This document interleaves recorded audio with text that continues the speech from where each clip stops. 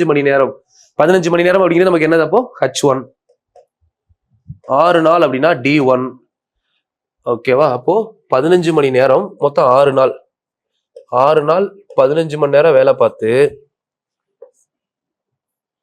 9600 சோப்புகளை தயாரிக்கிறது.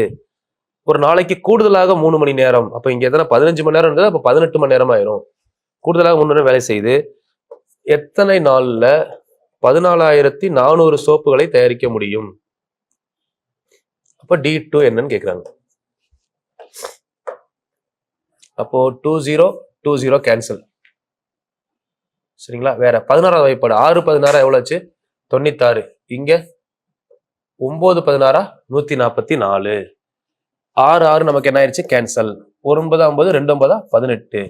அப்ப D2 is equal to 15/2.